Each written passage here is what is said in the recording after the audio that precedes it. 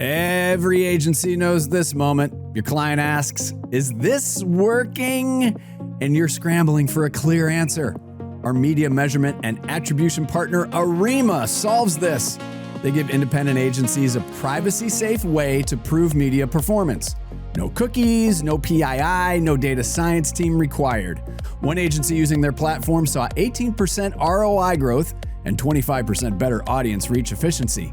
That's the difference between defending your work and confidently proving it. Ready to stop guessing? Book a demo at arimadata.com. Hello and welcome to another episode of Meet an Indie Agency. So let's get to it and meet an indie agency. Out of DUMBO, Brooklyn, we have Rob and Maureen with BAM. Now, is it's the BAM connection or is it the BAM now? Because I've seen it both ways. It's like the Metropolitan Museum of Art, the Met. The Met, I got it. It's the BAM. I love it. Nickname, the BAM, right? We call it. Love it, love it. And you are based in beautiful DUMBO, Brooklyn. Yes, we are. Are you? Which bridge are you under or between? We're under the Manhattan Bridge, just on the outside, not between the two. We're on the edge of the Manhattan Bridge. Right. So we really are DUMBO because that stands for down under the Manhattan Bridge overpass. Absolutely.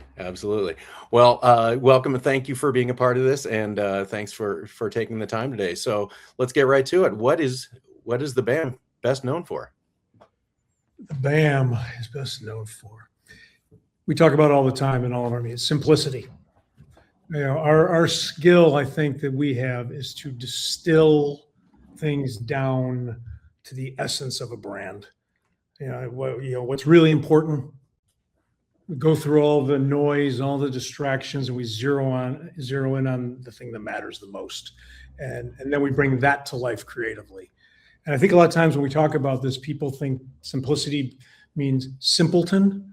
And we always say we don't dumb it down, we smart it up. It's not like you have 11 things you want to say and we say, throw 10 of them out and just say this one. The hard job is taking all those things and aggregating them and prioritizing them and forcing choices and having discipline and getting to something fertile but singular that all those things can play underneath. We use the analogy a lot of times about a diamond. You crush all that brand stuff down into a single thing, and then you hit the light and it refracts in a million directions, but it's a singular thing that everything refracts from. That's a hard one to say. And I think that, if you talk to any of our clients, what they would say is they nail it. Very simply, no matter what kind of project, we're tackling, we're almost laser-like in focus and solving problems. So you'll always hear that consistently. Now they nailed it. Yeah, the best ideas are always the simple ones, right? Anytime you go to an award show or you're going watching something, and simple again doesn't mean that they dumbed it down. They just got it to a really sharp, crystallized thing that they made brilliant creative off of that thing. Right. Complexity, we always say complexity strangles creativity. Our theme line for the company is simplicity liberates creativity. Love that. So let's drill down a little further then. What are the top 3 core strengths of the agency? So I think that, when you go through the kind of process, we actually, when we first started, we actually trademarked a whole process, a whole creative process that we call the one-shot answer. And what it always allows us to do is identify that undeniable truth about a brand, right? And so that's the one area that we are trained to think on and identify something that, the brand can uniquely own. And then from that, it's all about the craft, right? It's what kind of language is going to unleash, a white space for that brand to really thrive in. And then I would say that creatively, then it's what's the spark that's going to have the most impact. And the most important thing for brands is obviously creating momentum in the marketplace. So those are the kind of 3 things that I think that from the very beginning when, we founded the agency, we knew were going to really be the things that unlock our success. Just made to build a couple of things on that one. I think on that first point about our trademarked one-shot answer, we call it. We've sat through, we have a lot of experience with lots of brands. We've sat through with the brand arrows and the brand houses and the dweeb process at Diageo many, many times. Everybody's got their own kind of structure on how to get to some strategic point of view. We did the one-shot answer because we said it has to be sharp, 6 words or less, and packed with the fertility we want it to have, but have to be singular in what it says. And that's what we do in our process to get to that. And when Maureen said before that clients say you nailed it, when you get it down to that, it's kind of undeniable. That's the thing. Right. And then right. I'm sorry, go ahead. Yeah, I just love, that's the second time you've used sharp. And I think sharp really kind of gets to it. You're not simple, you're sharp. You've got that point that you're taking the idea, and it's focused. And I think that's a great way of putting it. So, so you've been around since 2013, and we can prove that by showing your website here. Which I do love. And so 2013, you've been around over a decade now. So, indies are always getting their doors knocked on. Hey, we'd love you to be a part of this network, or blah, blah, blah. Why is it important that you stay indie? That's a really easy answer for me. We grew up in environments where, we had to make a lot of choices and decisions that were out of our control. And for the most part, they weren't good decisions or good choices to be faced with. Every year, there was like, 10, 15%, cutbacks. And you had to make some horrible, decisions. And even though our businesses grew by 50, 40%, they'd make you pay, cut people because they covered the other people, that weren't doing. Yeah. And, so for me, the door will always, remain closed on that, because we want the autonomy to make our own decisions. We think we're really good decision makers, and we put people first. Which is, we didn't grow up in environments where people were first, and we know that's really important to us, at this, in being part of the indie community. And so, it's all about being able to own smart decisions, and that, for the most part, affect people's lives. They can affect people's lives in really good ways, and we hope that's what, the kind of choices that we make. Or otherwise. And so I think having that freedom and, ability to have the kind of impact we want to have in the industry and is very important to us. Yeah. Two things I would build, just if I can, for 2 seconds. One is, the word I always use is interference. When you work in the holding company or the big agent, there's so much interference, right? So you got yourself and your client, and then you got all this interference in between you. It's like throwing wrenches into things, and not invented here, and I want my idea to win, and all those kind of things. Take all that out, and you got yourself and your client, and you make shit happen, right? And that's kind of how it works better. And that, to me, is what independent agencies can do that a big holding company can't. And part of that also is the immediacy with which you can act. Yes, go. Done. You can't do that in a holding company or big agency. You got to go, yes, okay, I'm going to ask 11 more people to say yes. Before I launch that missile, everyone's got to turn a key, that kind of thing.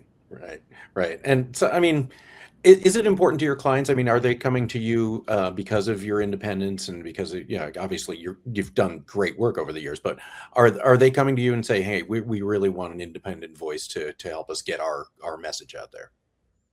I would say that the clients come to us because they know we're straight shooters. They've had experiences with us, or they've been referred to us because of those things. And I think that now clients appreciate the indie community, and that we are able to move much quicker.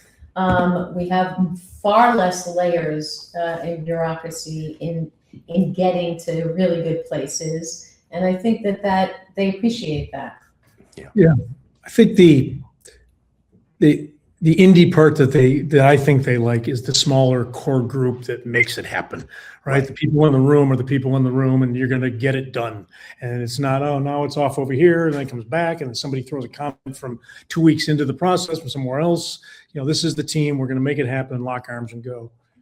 Yeah, that's great.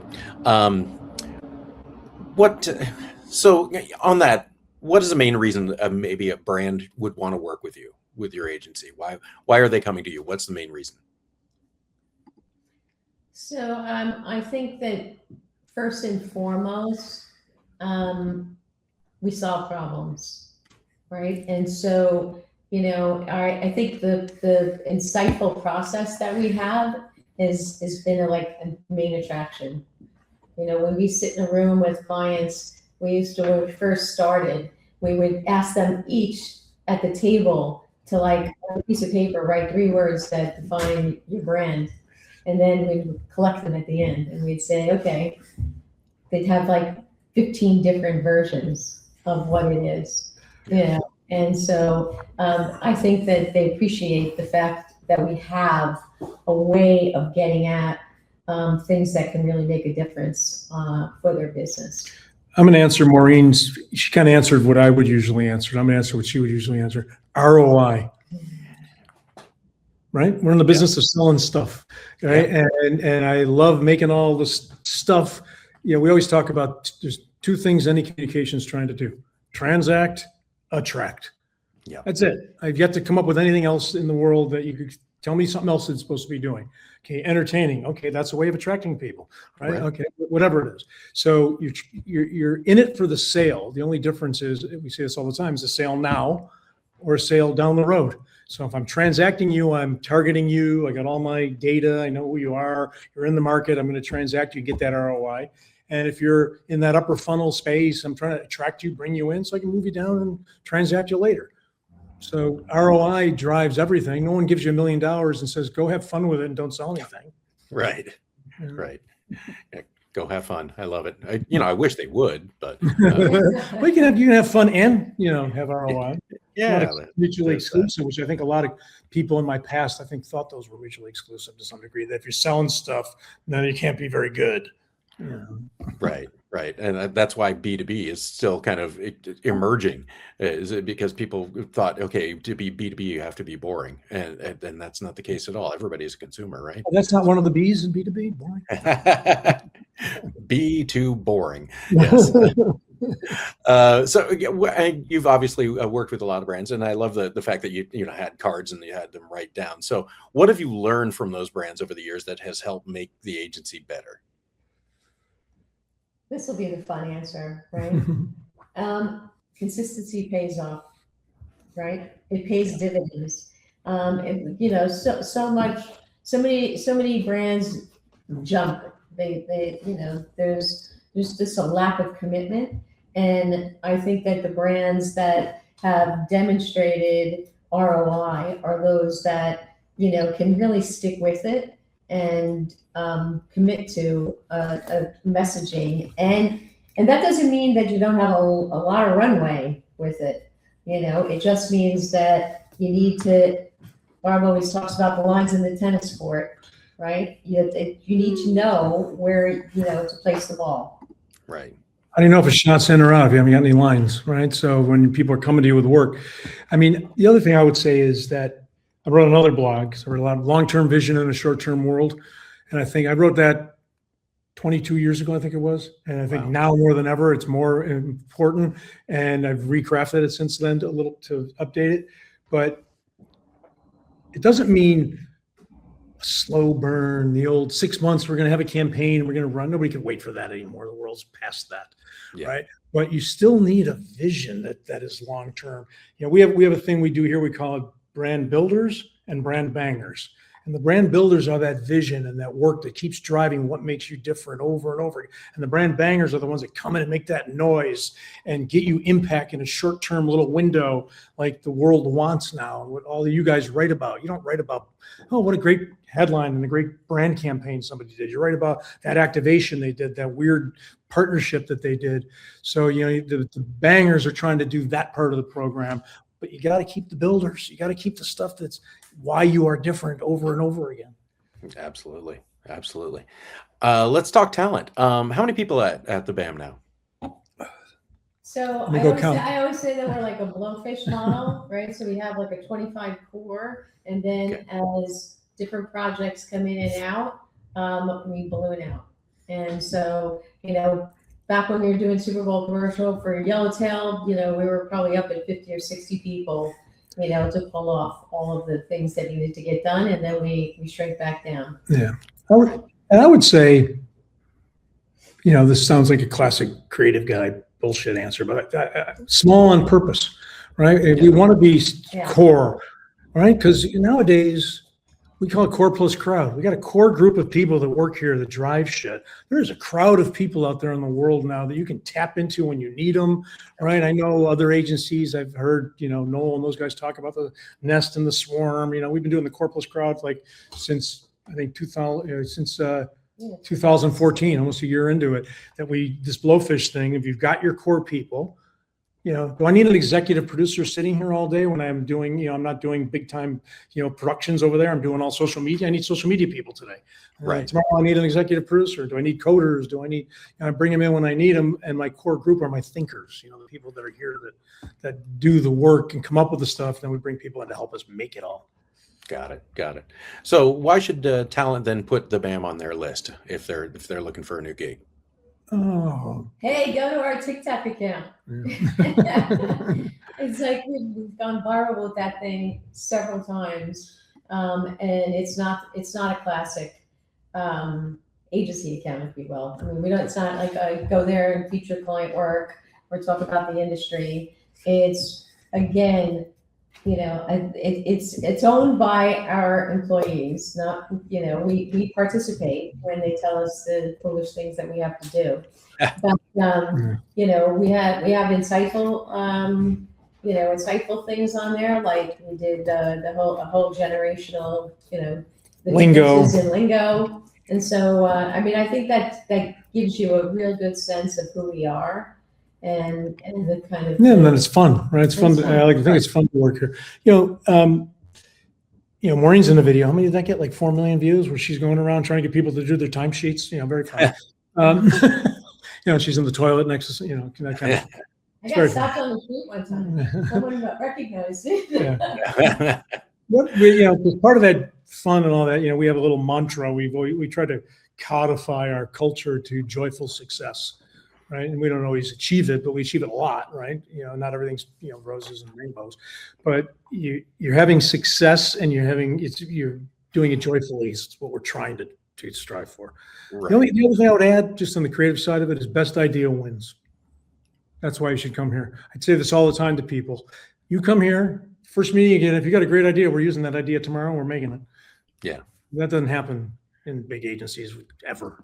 No. You have to bide your time and pour coffee and things like that if you even get in the door. So, how are you keeping people around? Obviously, they're having their ideas validated is a really good reason to stay there. What else are you doing to nurture and grow the talent that you have? We just came off of, before we got here, and we did a whole can review, right? So we're constantly keeping them, in line with all the industry learning. We brought in like all AI tools. Everyone has been incorporating and learning and experimenting. I think it's creating that, field of experimentation that I think people enjoy so much, because anyone can, bring ideas forward, and, it opens up different ways of working. And so we're very open. So I think is another choiceful word that I would use in describing it. Yeah, I also think, money always talks, but flexibility is the new perk. Yeah. And I think we're very, we're still hybrid. Monday, Fridays, we work from home. People can enjoy that. In the summer, we only do 2 days in the office. So even Thursdays, we're home right now. But usually it's Tuesday, Wednesday, Thursday in the office, Monday, Friday out. And, we have work from home days in addition to that. It's trying to trust that the work's going to get done with people, because we did learn during COVID how to do that. Yeah.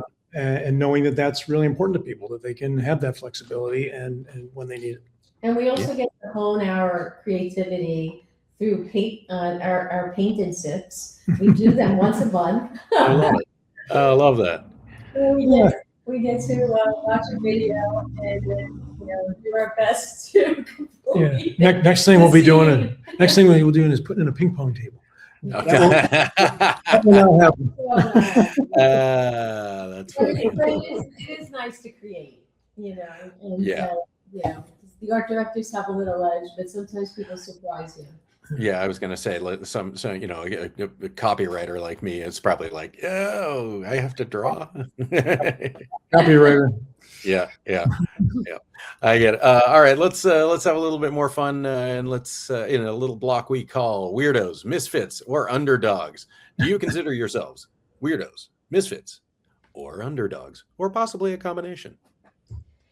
So I would probably say that, while each of us have a little bit of all of that, I think we probably consider ourselves fighters, right? And we say that in the sense that, not the physical sense, but that, we, always anticipating, we're always strategizing, we're always like, what we'll say, persevering, we don't stop until we crack, right? Right.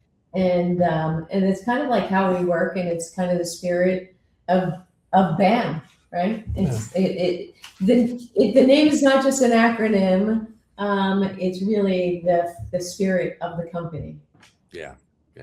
The only thing I would add to that is I'm starting a Substack today, so I'll send it to you, Kyle. Maybe you can follow me. Yes, please do. Be one of my 6 people. How hard it is to break through on that. But I've written a book, and Adweek's is doing one of those off the clock. You know what that is, where they, she's doing one about this, because I do martial arts my whole life. So being a fighter and come to the martial arts place, and I'm doing a Substack about how the martial arts have helped guide my business career and help me achieve success in business using those principles. So that, for me, that's also part of being the fighter, is that perseverance. Like, one of the main chapters is about perseverance, and I've seen my Taekwondo instructor hit a stone with his hand 29 times in a row before it broke. And that's like, to me, that's what you do here, right? You got to hit the brief. You got to hit that 29 times. You don't just walk in and go, here's the idea. Right. Never. Right. Yeah, that sounds painful. But I mean, I guess that kind of goes back to being an underdog. 29 times is painful too. Yeah. But being an underdog, you're fighting. You're fighting that whole time to get what you want and to get the right thing out there. So I like fighter. That's good. But I'd also call it an underdog. So, all right, now you have one chance. Both of you may weigh in on this one. Which you can shout out anybody you want. Maybe a CMO, maybe it's a marketer, maybe it's somebody you've worked with, maybe it's somebody you want to work with. But now's your chance to just shout that out and get it out there into the world. Yeah, I'm going to say hi to Peter Choi. I know that you're now a couple of months into your new job. We've worked with Canavera a lot, and we have a lot of success. And you know that you actually held up a lot of our work as some of the best work of the company. So let's continue to talk. I love it. Rob? I'm going to go a little more obvious, and I'm going to say Mark Pritchard, even though he's CBO, I think, not CMO. But, we worked together a lot when I was at Gray on the ad council. He was the president when I was on the ad council. And we're actually a P&G roster agency. BAM is. And we got some projects with him in the beginning and all that. And then, I'd like to rekindle that relationship. All right. I like that. And I didn't run into him this year. Last year at Cannes, I ran into him on the street, and we actually chatted longer than I've ever interviewed him. So that was nice. So it's a good one. Well, I can't thank you guys enough. People can find you here at your website, right? Where else can they reach you? LinkedIn, the BAM Connection on LinkedIn for sure. We got a nice newsletter there for people, the BAM Slam. Yep. Marketing tips to help you win. We do articles every week. Maureen's got a CEO POV column she does every 2 weeks. We do it. Feature article, and then just, business stuff. So those are probably the 2 main places. And then watch our TikTok and our reels. Those are what Maureen was talking about before. Those are fun. Absolutely. Well, Maureen, Rob, thank you so much for being a part of the thing. Thank you for being a part of Indie Agency News. We really appreciate it. And let's get more people to get to know you. And I guess we'll see you in New York next. All right. Thanks, Kyle. Appreciate it. All right. Thanks a lot.